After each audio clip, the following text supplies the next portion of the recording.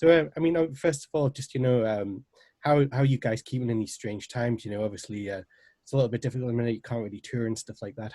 How's things going within the band? Yeah, it's going good. We had a couple of gigs at the Waterloo with Massive Wagons, so that was amazing. Because there's not many people that have got the opportunity to be able to gig. Yeah. I've done a few like acoustic gigs as well, and I've got an acoustic gig down in Reading with Marisa and the Moths again. Oh, cool. So that's really good.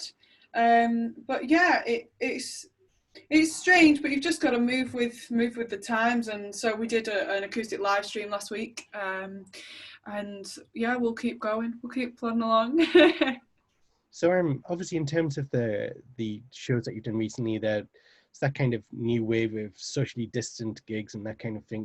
How has it felt to kind of get back up on stage after that kind of break and that time away from stage? Oh, it was great. It's just a release, isn't it? Getting up on stage, particularly with a band. It's good to have the full sound behind you. Yeah.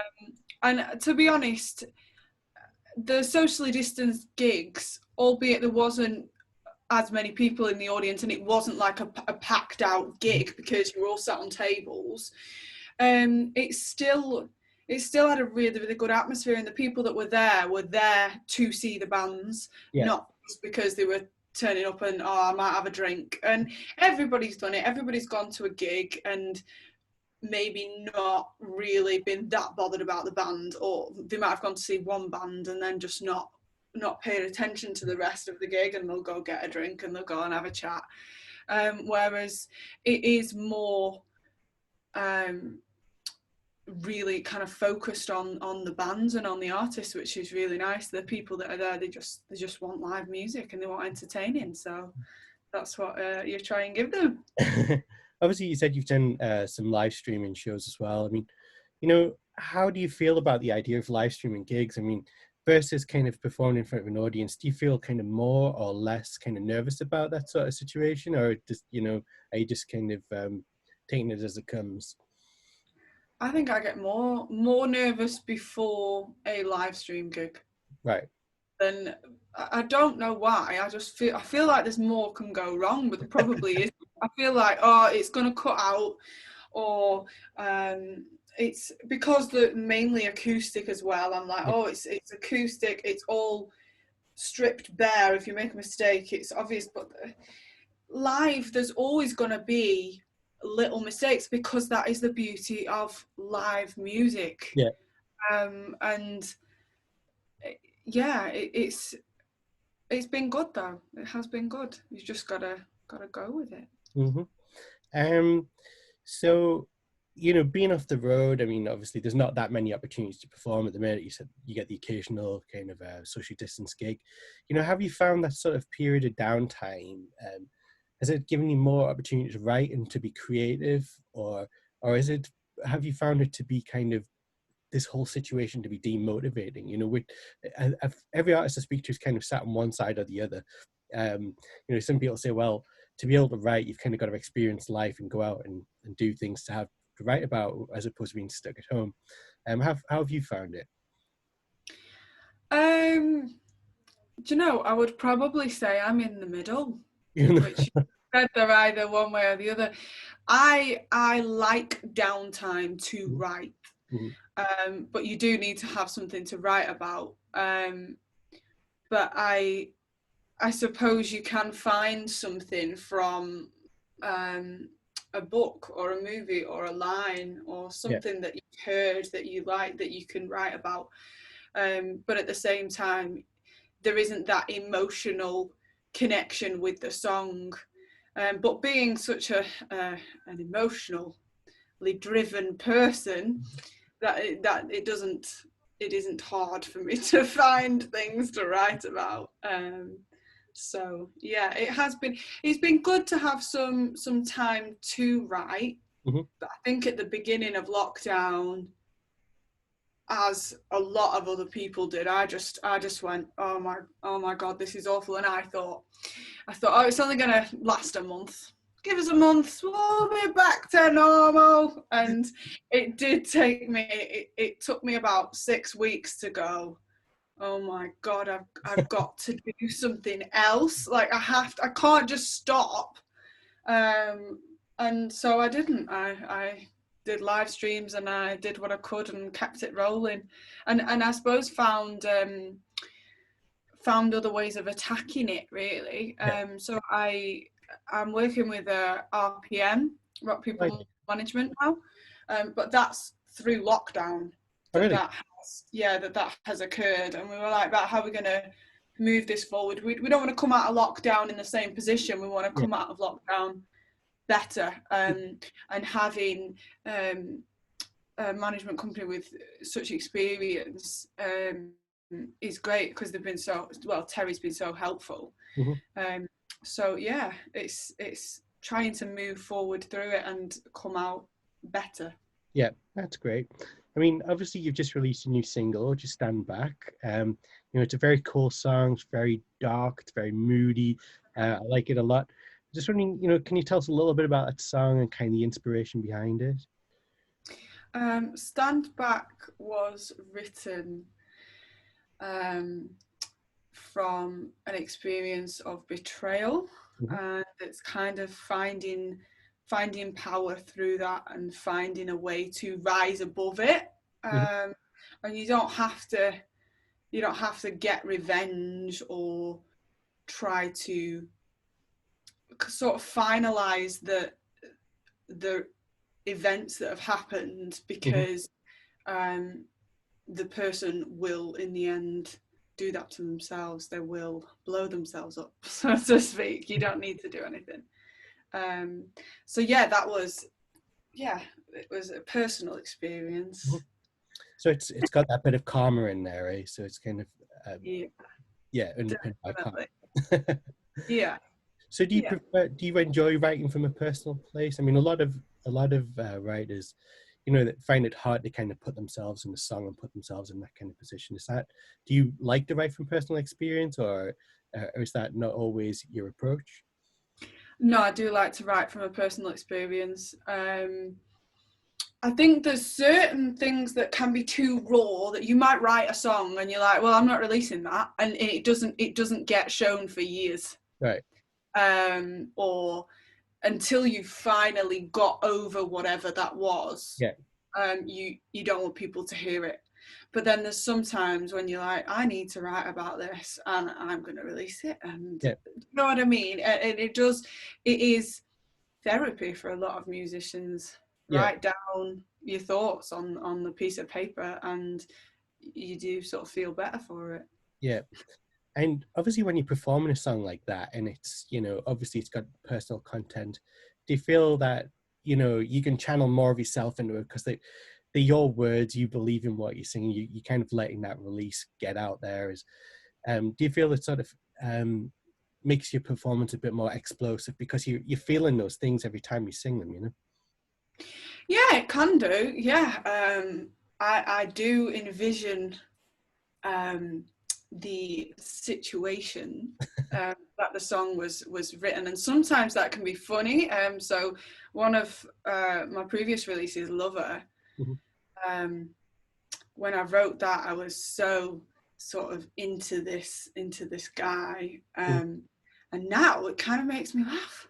It kind of makes me go, oh my God, this is actually funny that I wrote this song now, because it's so far away from where I'm at now. But at the time, I needed to write it, and also it's quite a fun song to sing, and it's quite a happy sort of uplifting song about being with someone and that initial kind of like attraction.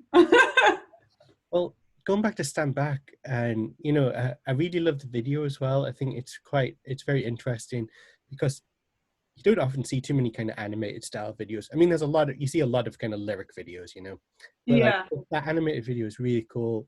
I love the whole idea. It's very, like, I love the style of it. Whose idea was that to do it animated, or was it because at the minute you can't really you know, with the logistics of COVID and stuff, it's a lot more difficult to kind of go into a studio and record a video. Was it partly you went down that path because of COVID, or was it just because that's what you really wanted to do with that song? Well, partly it was because of COVID, but I don't think I would have done a full video for that particular song anyway. And I do really like the animation. And the kind of, I mean, the song, the lyrics kind of are self-explanatory. Yeah. And so when I was speaking to the designer, I was like, use the lyrics, the Queen in there. I want that to be shown. Yeah. The Russian roulette. You're gonna, you don't know which if it's gonna fire or not. So I wanted to show that. And it's turned out to be quite a cool video. So yeah. Yeah, it definitely has. And obviously I noticed the song itself, it's doing really well. And I think the last social media post I saw about it said that you'd had like over 5,000 streams already on Spotify and that kind of thing. Yeah. Have you been kind of overwhelmed by the response to the song so far? I think it's done well. It's the first release that I've done. I've released it in a slightly different way with more of a plan, I suppose. And yeah, I think it's been received well. I wasn't sure how it would be received because I always kind of think that my songs are all a little bit different. They're not. It's not exactly like the same sound each time I release a song. So yeah, but it's gone down really well. So that's good. I mean, is Stand Back the kind of tip of the iceberg? You know, is there maybe an album in the making, or is this just a kind of standalone release at the minute, or have you not really thought that far ahead? I'm actually down in the studio on Friday to do another track in Worcester with Dave Draper, and basically I'm going to release an EP next year. So it was meant to go out earlier this year, but because of COVID and stopping doing videos and stuff, it seemed more sensible to kind of line it up to when we can get everything sorted for it. Yeah. So yeah, there'll be an EP. Cool. I mean, I just want to delve a little bit into the background of the band as well, just for anybody that's not kind of discovered you guys yet or anything. So, I mean, first of all, I love the band name. I think it's a really interesting band name. Now, remember, I've already had this discussion with you once before, but I kind of wanted to share it with our listeners and our readers and stuff. So, in terms of the band name, you know, where did that come from? Because I know it's got a bit of an interesting story. Bastette is an Egyptian cat goddess. Egyptian cat goddess. Yeah. So, is sort of the Egyptian mythology, that type of thing, is that something of interest, or was it just a kind of coincidental, kind of cool name that you stumbled across? And that sounds like a good name. I do like mythology and like history and stuff. Like I love Vikings and the Greek gods and everything. And I was reading a book and I came across Bastette. So I thought, well, I love cats. It's a little bit different.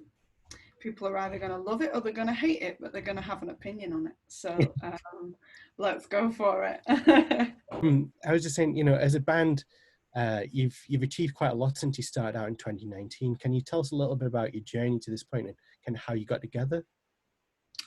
Okay, so Bastette actually started as my solo project in 2018 when I went into the studio. I went into the studio with the guitarist and producer, and you got the first EP.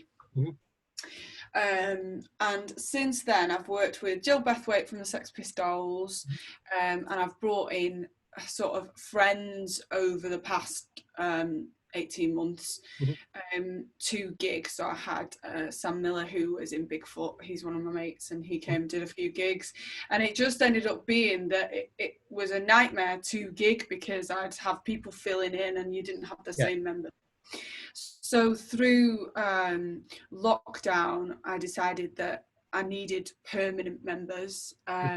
So I've got 3 great lads that I'm working with, and we've only done 2 gigs as this lineup Oh, with Massive Wagons recently, mhm. but we're kind of gonna make it's progressing more into a band Yeah, rather than it just being my kind of project. So yeah, that's exciting. that's cool. So as an artist, which sort of artists would you say have inspired your sound and direction? Well, that's a difficult one.